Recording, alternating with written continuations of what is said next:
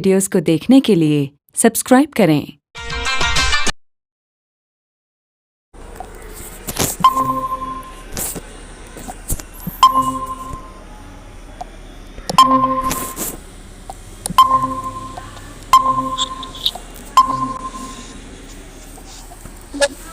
Good morning. Good morning sir. जी good morning. चलिए आप सब लोग जुड़ गए हैं। पता नहीं क्या हो रहा है। पता है नेटवर्क इस कॉलेज में आने का ना बुरा लगता है, नेटवर्क की जान निकल जाती है।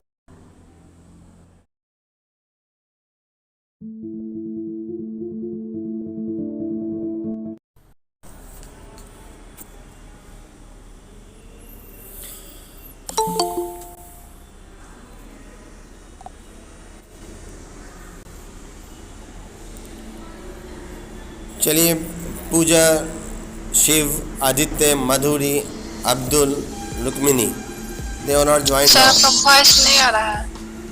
First year. माधुरी तुम फर्स्ट ईयर हो? Hello hello. हाँ माधुरी आवाज़ आ रही है? यस सर अब आ रही है। अब आवाज़ आ रही है। चलिए तो पूजा, आदित्य, शिव, माधुरी, रिजा, अब्दुल और रुक्मिनी सब लोग जुड़ गए हैं। ऐसा करते हैं कि क्या था हम लोग का कोर्स था। हाँ बोलो। मेरी कल हम भेजे थे, देखे था उसको, तुम लोग चेक किया था? हाँ रुक्मिनी बोलो। जो है ना सर वो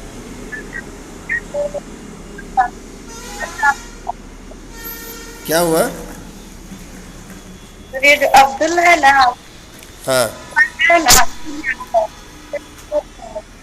हाँ बोलो ना। अब्दुल क्या? सर उस मोबाइल पे है ना, मेरी इज्जत जाए। हम समझ नहीं पा रहे हैं तुम क्या बोल रहे हो। अब्दुल क्या? तो मोबाइल में अब्दुल को बंद कर नाम मेरी इस्मत जाए। सर बोल रहे क्या नाम नहीं है, नाम कुछ है शायद। नाम चेंज होगा क्या? जी अच्छा कोई इशू नहीं है, तुम अलग से हमको मैसेज कर देना कि तुम्हारा अब्दुल नहीं हो के क्या नाम होगा, तो वो नाम को देख लेना, हम नाम देख लेंगे, तुम अलग से मैसेज कर देना हमको, ठीक है? कोई दिक्कत? तो अब एक काम करते हैं, हम चलते हैं आगे की स्ट्रेटजी पर। हम लोग देख रहे थे कोर्स 10 और कोर्स 10 के बारे में बहुत कुछ डिस्कशन किया था, याद है? कल जो हम आपको उसको कल वाला वीडियो देखे था? देखे था। तो आज हम बात कर रहे हैं उसके आगे की। F10 के अंदर पर्यावरण के बारे में स्टडी करेंगे और उसके अतिरिक्त हम बात करेंगे जो भी यूनिट्स है उसके बारे में। तुम लोग को हम पहले ही बोले कि जब तुम लोग बैठा करो तो सबसे पहले सिलेबस साथ में रख लिया करो। इतने लोगों में से कितने लोगों के पास सामने सिलेबस है अभी? हाउ मेनी पीपल्स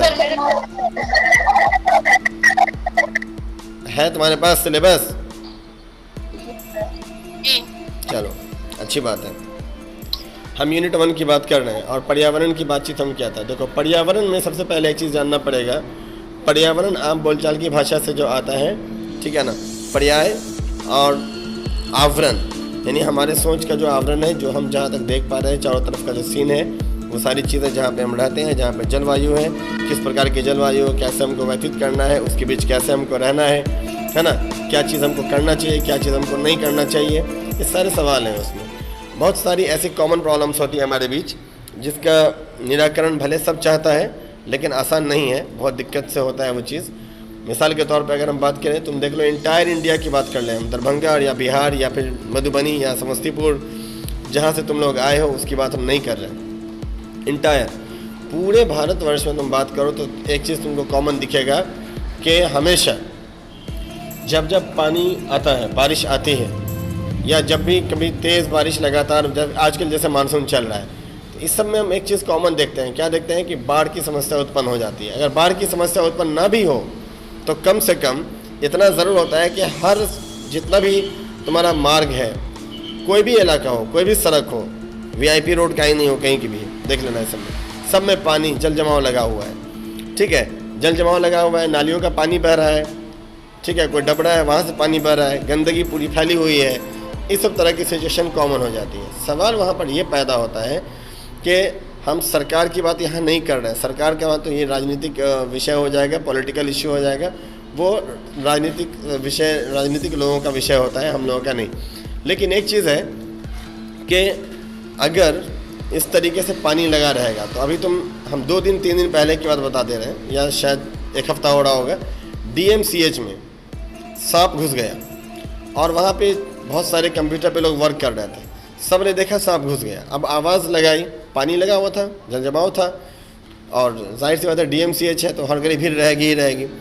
तो अब उन लोगों ने क्या किया, आवाज़ लगाई, जो सफाई कर्मी है वो भी आई, खोजा कहाँ से निकालेगी, है ना, किसी को भी जान प्यारी है, तो खोज के उसको नहीं मिला सांप, आखिर में वो चलती बनी वहाँ से।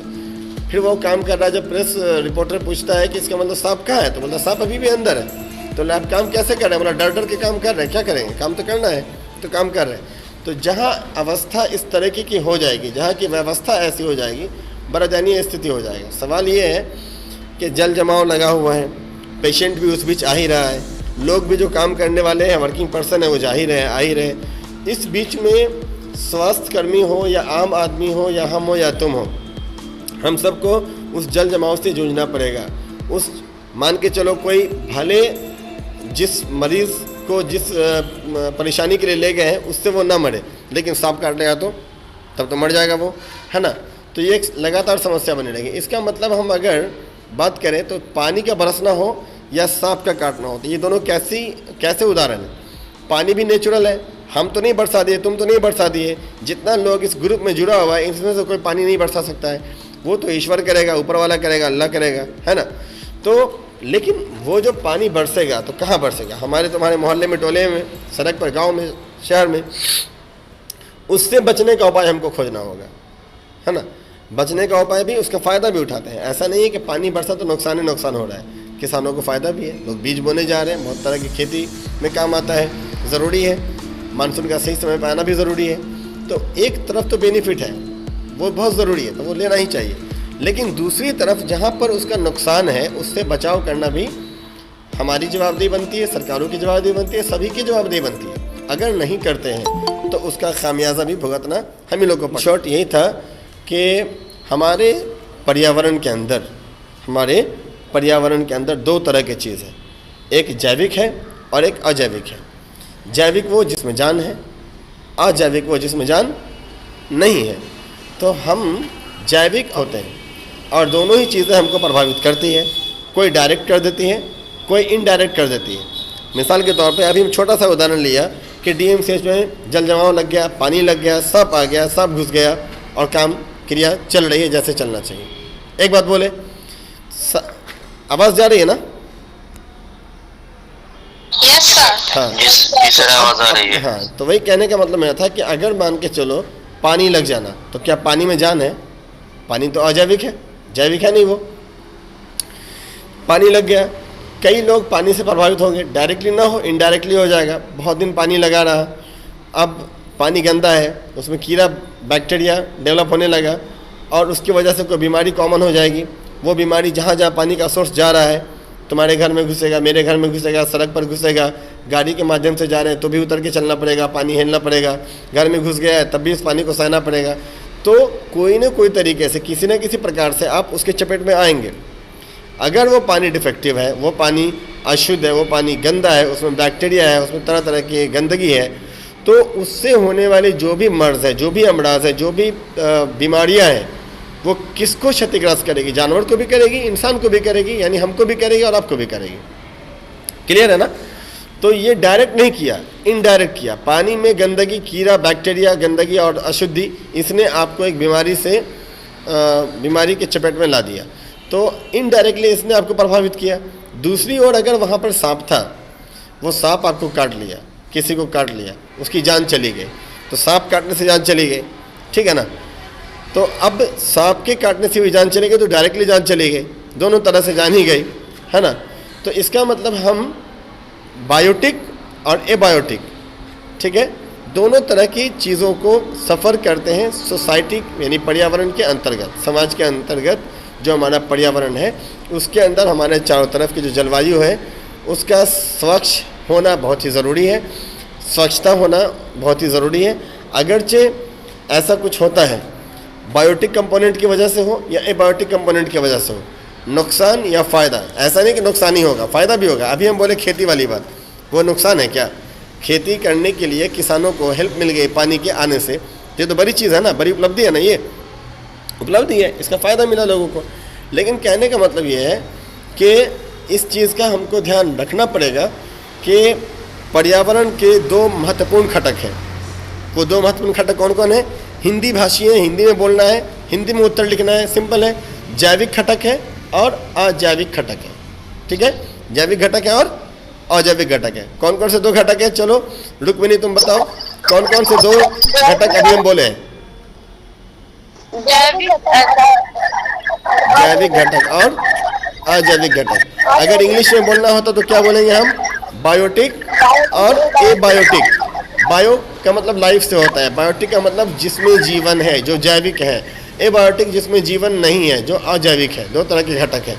अब हम कुछ उदाहरण से इसको समझ लेते हैं।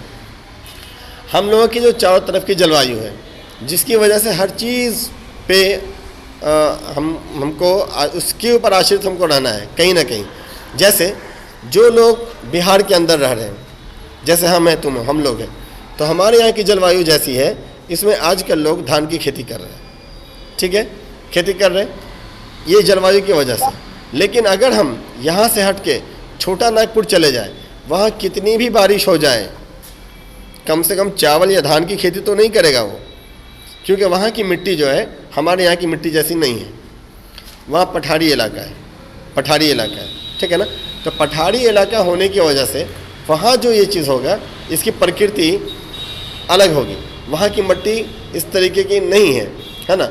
आपने पढ़ा होगा क्लास 9th क्लास 10th के अंतर्गत कि कई प्रकार की मिट्टियाँ होती हैं। काली मिट्टी होती है, दोमट मिट्टी होती है, लाल मिट्टी होती है ना? बहुत तरह की मिट्टियाँ हैं।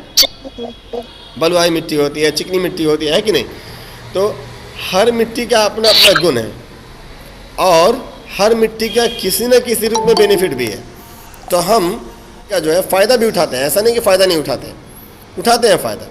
लेकिन जिस मिट्टी से अगर मान के चलो लाल मिट्टी है कहीं की, तो उससे वो काम नहीं होगा जहाँ कहीं काली मिट्टी है। दोनों के अंतर है, दोनों का गुण अलग है, दोनों का गुणधर्म अलग है। तो दोनों के साथ साथ होने वाली जो क्रियाएं हैं वो भी अलग है, और उसका जो प्रयोग हम कर रहे हैं, प्रायोगिक तौर पे जो उसका इस्तेमाल हम कर रहे हैं प्रैक्टिकली, वो भी अलग हो जाता है। तो सीधी सी बात है, छोटा नागपुर के अंदर अगर हम जाते हैं तो वहाँ देखते हैं पठारी इलाका है, पहाड़ तो नहीं है, पठारी इलाका है।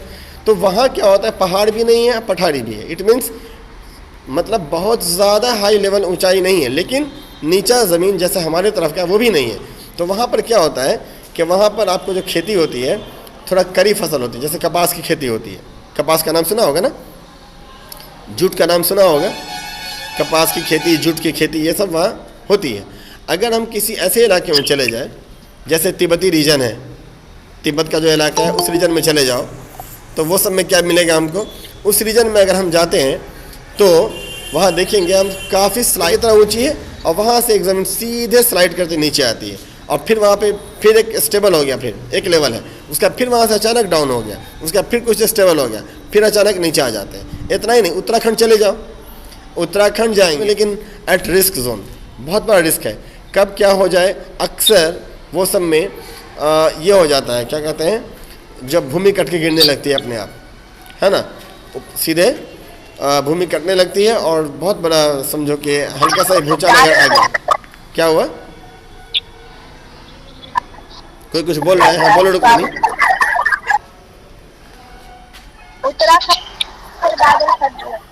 हाँ, उत्तराखंड सब में वही बात करें, उत्तराखंड सब की तरफ देखो तो होता क्या है कि लगेगा क्या तुमको कि जैसे अगर काफ़ी हाइट पे चलेगा बहुत ऊपर, तो ऊपर से तुम नीचे देख रहे हो, तुमको लगेगा कई अलग अलग स्टेज पर बस्तियां बनी हुई हैं। कुछ नीचे जाओ तो एक बस्ती है, फिर वहाँ से सड़क घूमते हुए जलेबी की तरह घूमते हुए नीचे चली जा रही है, और वहाँ पे जाके एक अलग बस्ती है, फिर नीचे स्लाइड करते हुए नीचे ज़मीन जा रही है, फिर वहाँ पे। तो ये सब छोटा छोटा जो हाइट है ये सब पहाड़ी इलाका है, लेकिन पठारी भी है। पहाड़ी पठारी का मतलब थोड़ा अंतर है। पहाड़ी सीधे पहाड़ होता है, एकदम सीधे ऊंचा, कहीं पर ठहरने की जगह नहीं होती, सीधे हिल है डायरेक्ट। और यहाँ पर क्या हिल तो है, थोड़ा ऊंचा जाओ तो फिर स्टेबल हो गया, एक बराबर है ज़मीन, और उसका फिर वहाँ से अचानक से ऊंचा हो गया बीच में, अब फिर वहाँ से एक स्टेबिलिटी आ गई, उसका फिर वो थोड़ा ऊपर हो गया, फिर स्टेबिलिटी आ गई।